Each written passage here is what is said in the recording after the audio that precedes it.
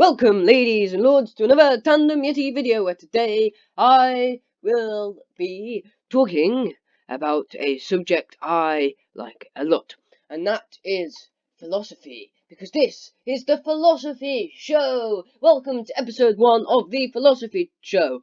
The Philosophy Show will just be me talking. There'll be weird video on your screens. I'm not entirely sure what it'll be throughout the whole series, but it's probably going to be weird patterns and vortexes and stuff, while I talk about stuff that will hopefully blow your mind.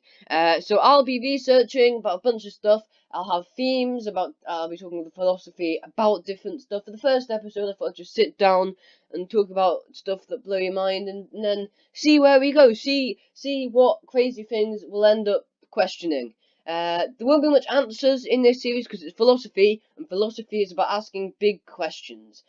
If you're not into this kind of, because some people, you either hate it or you love it, because some people aren't really into this type of thing and they find that it kind of bends their mind too much and they can't handle it. So if you're not into this kind of thing, then I do not recommend this. But if you want to be a philosopher, or you love pondering over different things, then this will be the series for you.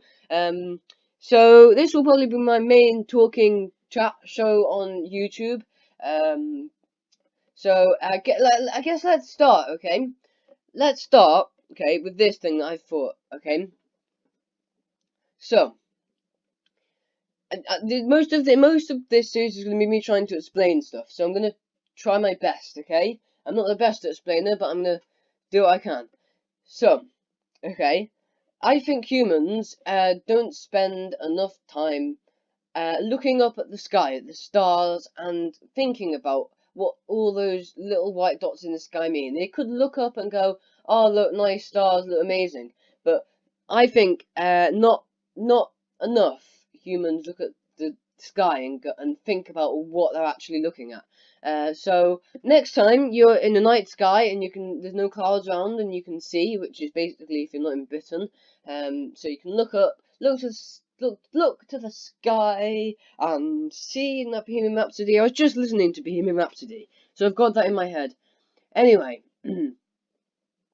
so look up to the sky, okay? I'm breaking the atmosphere by kind of doing back chat. I need to concentrate, okay? So look up to the sky, okay? Focus your eye, okay? If you're doing it now, look out the window now. If it's dark now and you can see stars, look out the window, okay? Okay, you can listen to my voice, but look out the window. So focus your eye on pick one star out of all those stars. Pick one of them. Okay, focus your eye on it. Keep on watching it and think. That thing that you're looking at now is a whole of a world. It's bigger. It's bigger than It's probably bigger than planet Earth at the moment, and it's probably a sun. It's probably a sun which is warming up and bringing light on loads of different planets, all sorts of different things. They have planets made out of diamond. They have planets where it rains acid. They have so many really cool, weird planets you would not even dream of that star is bringing light to. And I think it's absolutely amazing to look up to the sky and think, wow, I can see a star which is really far away. Maybe it look really small now, but it is massive compared to you. You're just an ant compared to the sun, smaller than an ant. Also, how small can something get before it turns into non-existence as well? So you've got, say the screen you're watching this on now, so you shrink it a bit. You keep on shrinking it further and further and further and further until it's the size of an ant. Okay, imagine the screen now is the size of an ant. Okay, so imagine making it smaller and smaller. Okay, so now I've made it so you can't see it like atom. You can't see it with the naked eye. Okay, and imagine making it smaller than that, making it smaller than an atom. So does it exist? Can it minus itself? So if it gets so small, it minuses into itself, and then it gets bigger. And what is small? Relative, because to us it's small, but to some other smaller creature, it's even smaller. And I'll be jumping to different things. Okay, now that brings me to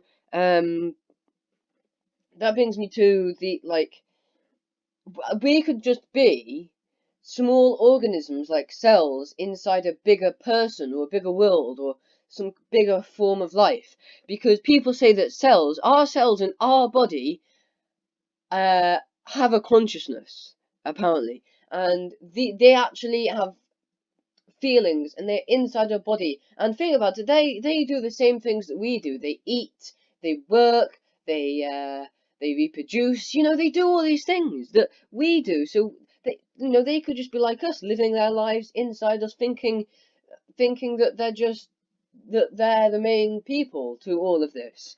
Um, yeah, I think this series is going to be me talking about one topic and then going straight to a completely different one that I think of when I say it. So another thing is that I'm a vegetarian, so I'm biased to animals because I know loads are going to hate me for being a vegetarian, but I just see, that is a life. Like, I don't see how it is okay to be a vegetarian, because that is how is it okay to be a vegetarian?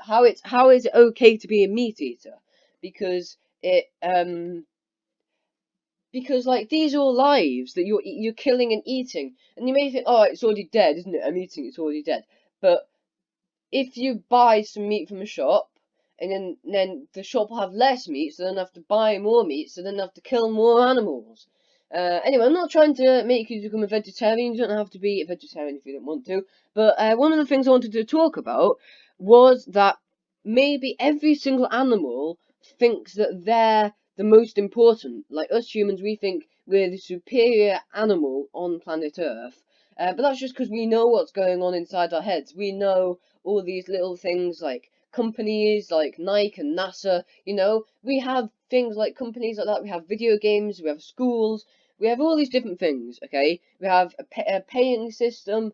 We must be better than animals, but maybe in other animals' heads, all these other things that we can't even dream of are going on inside, because we can't know what a dog is thinking. Like, we can look at its brain, all right, and we can look at things that happen in the brain, but we can't know whether the things that happen in that brain to another animal looks different in the brain than it does to us, and or whether something that they think that, like, also the animals, because they can't speak English, so we think in words, don't we? In English words sometimes. Like, do they think in barks? Like, I'm thinking of dogs now. If the dog thinks of barks, they think of pictures. Like, what it's even when we think, what form is it in? Is it in word form, picture, hearing?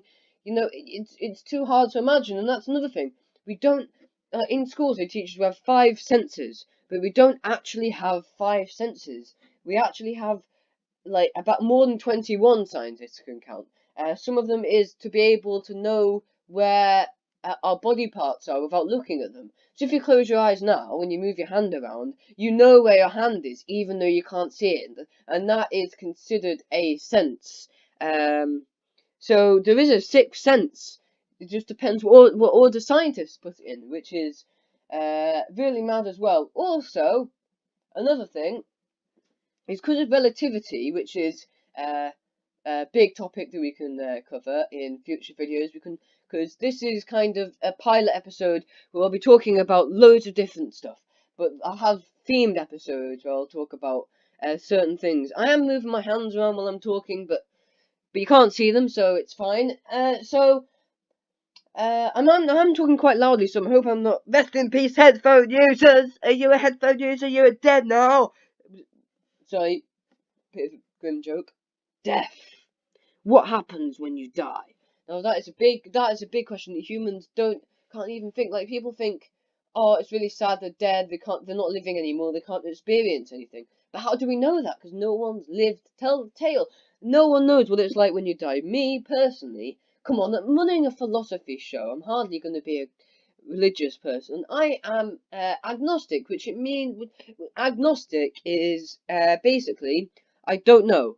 Because how can you know whether there's a God or not? So I'm open to all ideas, religions, non-religions. I'm open to anything, well, as long as there's proof. And I think it's good to be agnostic, because then you can question and you can believe in everything and stuff.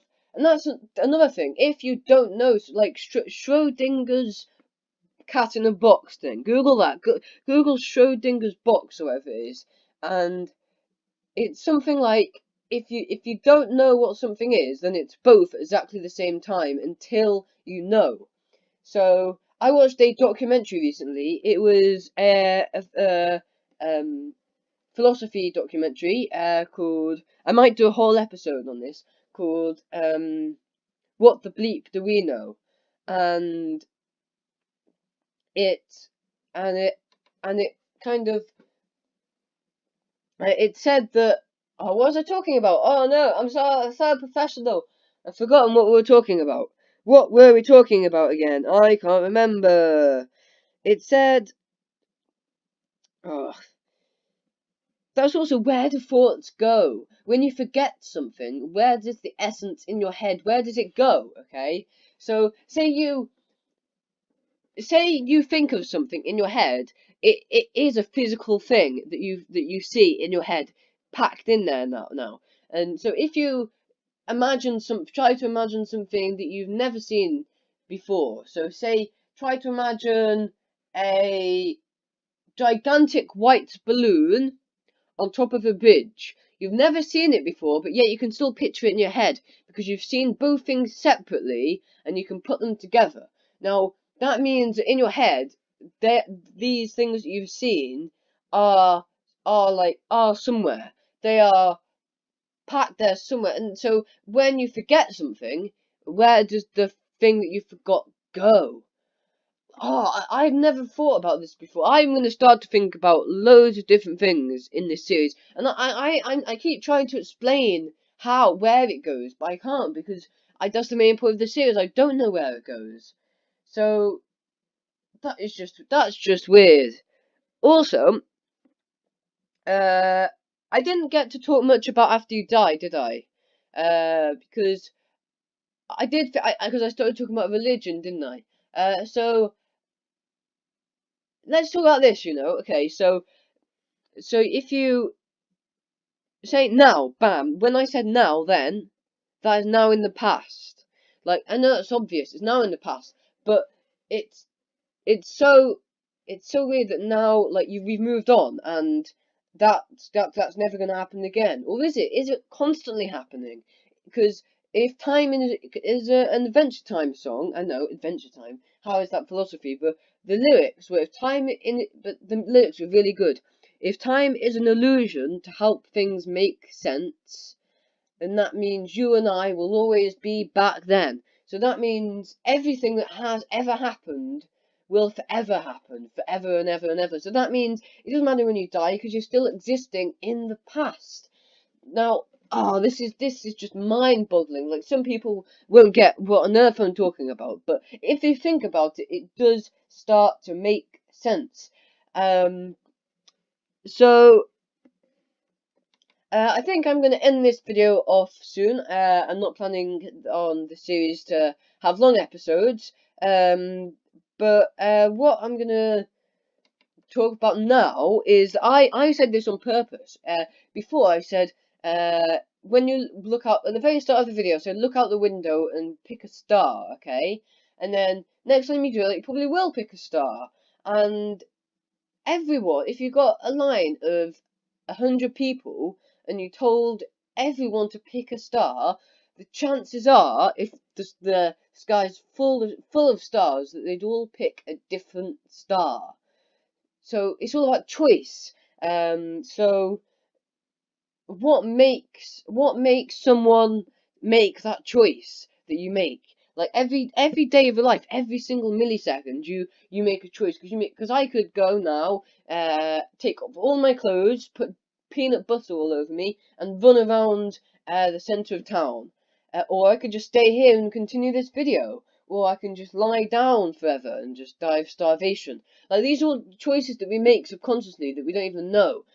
Most of us just choose to continue our everyday lives, but some of us are like, oh, I want to go to the moon, like Buzz Aldrin, Neil Armstrong, all them people, So choices really matter. So one small choice that you make could affect the whole entire of your life, and you don't even know it. And another example of that is that I started talking about stars, and then that made me talk about a different thing because I thought of something else because I was talking about that. And then I started, so the whole video has been guided just by one word that I said at the start of the video. And if I said it differently, then I might not be talking about this whatsoever, which is mad. And now I think I will end each episode with a philosophical question to keep you pondering on. What are videos made out of?